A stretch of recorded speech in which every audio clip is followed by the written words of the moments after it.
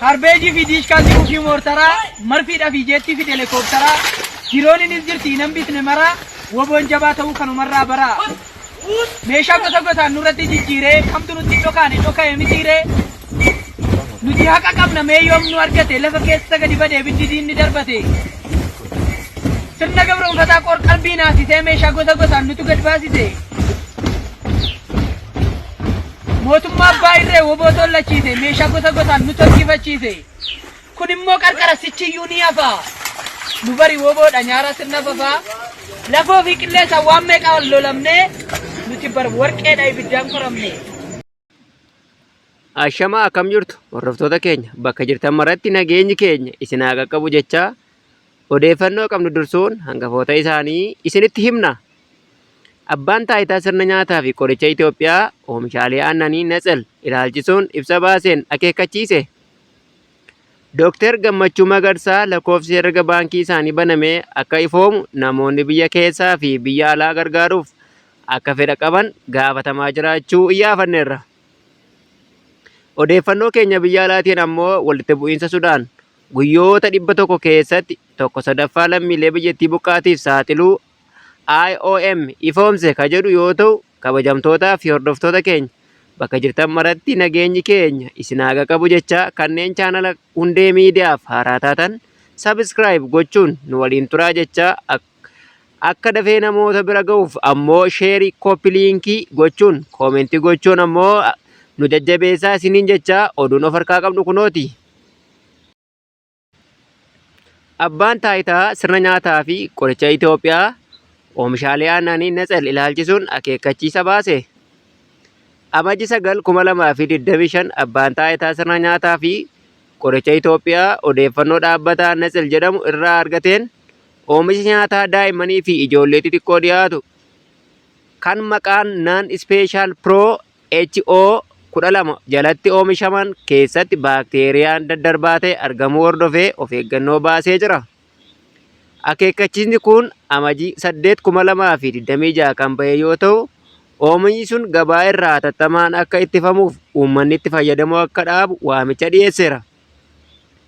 Oomishni kun rakkoon akka lakkoofsa oomishni isaa sun eessatti oomishame yoom akkamitti oomishame hordofuuf fayyadu lakkoofsa 5166-742 F3 akkasumallee guyyaan oomishame waxabajji 15/2025 guyyaan oomishni kun itti tajaajilaan ala ta'u muddee 15/2026 fi ulfaatina 800 giraama dabalatee ragaan barreeffame irratti kuusame lakkoofsi oomishaa 5166-742 F3 qulqullina qabaachuu dhabuu isaa mirkaneesseera. Abbaan taayitaa sirna nyaataaf qoricha Itoophiyaa biyyattii keessatti namni oomisha kana arge kamiyyuu hatattamaan dhaabbatichaaf eeruu kennuu akka qabu hubachiiseera. Akka dhaabbanni Natsel kun oomisha kana dhiyeessu ibsetti faalamni kun summii baakteeriyaa Bacillus cereus jedhamu irraa kan dhufe ta'uu himeera. Abbaan taayitichaa oomishaalee dhaabbatichi biroo irrattis qorannoo adeemsifamaa akka jiru ibsuun odeeffannoon dabalataa akkuma argameen yeroo dhiyootti ibsa haaraan akka bahu mirkaneessee jira. Dooktar Gammachuu Magarsaaf lakkoofsi herrega baankii maqaa isaaniin banamee ifoomuu namoonni biyya keessaa fi biyya alaa gargaaruuf akka fedhan gaafatamaa jiru jedhame.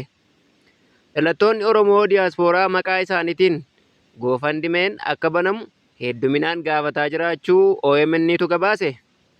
Dhimma Dooktar Gammachuu Magarsaa karaa miidiyaa erga ba'ee booddee ergaawwan hedduun dhaqqabaa jiraachuu gabaafamaa jiraachuu fi namni kun hayyuu guddaa Oromoo qabuu fi saba guddaa irraa dhalateef gumaacha olaanaa kan oolaniif hawaasni Oromoo kutaalee garaa garaa keessaa iyyaafachaa jiraachuu iyyaafanneerra. Namni kun rakkoo isaa muddee jiru dubbachuuf kan fedha hin qabne haa ta'an malee karaa miidiyaa mo'aatiin rakkoo isaan mudataa jiru bal'isanii dubbachuu irraa akka of qusatanii fi hayyuun kun uummata Oromoo irraa oolmaa guddaa akka qaban eeranii beekumsa isaanii tuulamaa qabaniin falaasamaa fi seenaa Oromoo hedduu qoratanii nama addunyaatti beeksisaa jiraatan ta'uu himaniiru. Dooktar Gammachuu Magarsaa beekumsa isaaniitiin waa'ee Oromoo qoratanii addunyaa barsiisuuf jireenya isaanii guutuuf ifaajuu namoonni yaada kennan eeranii kana galmaan ga'uuf ammoo mana jireenyaa ofii nama gurguree kitaabilee hedduu fi dhimmoota Oromoof Oromiyaa addunyaaf beeksisuu keessatti nama gumaacha olaanaa qaban yoo ta'an garuu amma jireenya isaanii haala ulfaataa keessa jiraachuu akka ta'e dubbataniiru. Hayyuun akka kanaa beekumsa hammaaramee hin dhumne qabanii fi qabeenya muraasa qaban illee otoo hin qusanne gumaachan rakkachuun isaaniif hin mallee jedhan. Uummanni Oromoo waan Gammachuu Magarsaa gumaachaniif dachaa godhaniif deebisuu akka qabu hubachiisaniiru. Namni otoo lubbuun jiruu daddafnee qaqqabuu fi haa amaleeffannuu jedhan kutaalee Oromoo biyyoota garaagaraa keessa jiraatan irraa madda odeeffanneen. Rakkoo hayyuu kanaa furuuf biyya keessatti lakkoofsi herrega baankii maqaa isaaniitiin akka banamu biyya alaatti ammoo goofandimeen saffisaan akka banamu gaafataniiru. Guyyaa muraasa keessatti Oromoon xiiqiin seenaa akka hojjetu hin shakkinuu jedhaniiru. Oduma wal fakkaatu qorataan seenaa barsiisaa Yuunivarsiitii Wallaggaa Fedhasaa Taaddasaa dhimma tibbana Dooktar Gammachuu Magarsaa irratti fuula miidiyaa xaa isaanii irra beekaa gita hin qabne garuu fira dhugaan deeggaruu dhabe jechuun barreessan. Dhumaatiin waggaa 50 ol Dooktar Gammachuu Magarsaa seenaa Oromoo katabu qorachuu waliin umurii isaanii dabarsan yaada hawaasa Oromoo keessa buleen gargaarsi isaaniif akka godhamuuf dirmannaan garaagaraa akka ce'us abdii hawaasaatti kakaaseeraa jedhe. Mootummaan sirna Oromoo lafa irraa daguugu waraana bilisummaa Oromoo irratti xiyyeeffannoo gochuun lubbuu lammiilee hidhannoo hin qabne irratti taasifamu bartee ta'ee kan itti fufe yoo ta'u, Amajji 7 2026 godina lixa shaggar aanaa Bunaa Gindabarat ganda Guduruu jedhamu keessatti waraanni sirna Abiy Ahmad hoogganamu nama maqaan isaa Maarid Fayyisaa jedhamu waardiyyaa mana barumsaa ganda Guduruu eegee kan jiraatu ati quunnamtii shanee qabda jechuun rasaasaan rukutanii madeessan. Namni kun sababa tokko malee rasaasaan waadanii madoo guddaan mana yaalaa kaachisitti riiferii barreeffamee jiraachuu maddeen keenya naannichaa irraa ifoomsaniiru. Garuu namni kun du'aaf jireenya gidduu akka jiru odeeffannoo argannee mirkaneessineerra. Hawaasni naannichaa uummata nagaa fi hojii isaa hojjetatee jiraatu ejjeesuun haa dhaabbatu jedhanii gaafataniiru. Odeeffannoo keenya biyya alaatiin ammoo walitti bu'insa Sudaan guyyoota 1,000 keessatti 1/3 lammiilee biyyattii buqqaatiif saaxiluu IOM ibse. Amajji 10 2026 walitti bu'insa Sudaan keessatti waggaa 3 darbanitti geggeeffamaa jiru lammiilee biyyattii harka 3 keessaa harki tokko qe'ee isaanii irraa akka buqqa'u kan taasise yoo ta'u, addunyaa irratti rakkoo buqqa'insa yeroo gabaabaa keessatti namoota hedduu saaxile ta'eera jechuun dhaabbanni godaantota idil addunyaa IOM gabaaseera. Dhaabbanni godaantota idil addunyaa yookaan IOM gabaasa baaseen erga walitti bu'iinsa eebila 15 2023 ka'ee as guyyoota 1,000 keessatti torbanitti giddugaleessaan taateewwan buqqa'insa kakaasan 5 kan maddan yoo ta'u, kunis hawaasa hedduu diiguun namoota miliyoonaan lakkaa'aman qe'ee isaaniirraa buqqaaseera. Dhaabbatichi yeroo kana keessatti taateewwan buqqa'insa kakaasan 743 galmaa'aniiru. Isaan keessaa 524 walitti bu'iinsa kan wal qabatan yoo ta'an 219 ammoo balaawwan uumamaa akka lolaa fi abiddaa of keessaa qabu jechuun gabaaseera. Ragaa dhaabbanni godaantota idil addunyaa yookiin IOM walitti qabeen namoonni miliyoona 15 ol ta'an qe'ee isaaniirraa buqqa'an kan ibsu yoo ta'u, yeroo rakkoon kun sadarkaa olaanaa irra turetti namoonni miliyoona 11.58 Sudaan keessaa buqqaatota biyya keessaa ta'uun galmaa'aniiru. Namoonni miliyoona 4tti dhiyaatan ammoo daangaa ce'uun biyyoota ollaatti baqataniiru.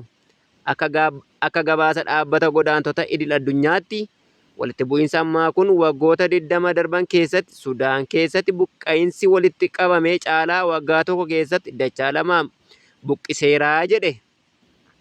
Kunis addunyaa irraa buqqa'insi uummata olaanaa yoo ta'u, Sudaan buqqaatota biyya keessaa addunyaa guutuutti argaman keessaa 15% kan qabdu yoo ta'u, buqqaatota 7 keessaa tokko lammii Sudaan ture jechuun dhaabbatichi gabaaseera. Amoy Pop Daarekteerri olaanoo dhaabbata godaantota idil addunyaa yookiin IOM akka jedhanitti waldhabdeen guyyoota 1,000 uummata Sudaan irratti miidhaa haalaan jabaa geggeesseera jechuun hawaasni idil addunyaa tarkaanfii hatattamaa fi itti fufiinsaa qabu fudhachuudhaan lammiilee nagaa eeguu, maatii buqqaan deeggaruu akkasumas haala nagaan deebi'aniif dandamachuu uumuuf waamicha dhiyeessan. Sudaan keessatti erga walitti bu'iinsi ka'ee as namoota buqqaan keessaa dhibbantaan 41 irra deebi'anii buqqa'uun isaanii rakkoon kun yeroo dheeraa akka fudhatu kan mul'isu ta'uu dhaabbanni godaantota idil addunyaa yookaan IOM hubachiiseera. Haa ta'u malee waggoota 2 booda sochii uummataa deebisanii dhaabuu taasifameen lakkoofsi waliigala buqqaatotaa fulbaana 2025tti yeroo jalqabaaf gadi bu'uu isaa dhaabbatichi ibseera. Egaan kabajamtootaa fi dhaggeeffattoota keenya odeeffannoo har'aaf qopheeffanne kan hagammaa ture. Waan waliin turtaniif galatoomaa jechaa hanga odeeffannoo biroon walitti deebinutti nagaatti.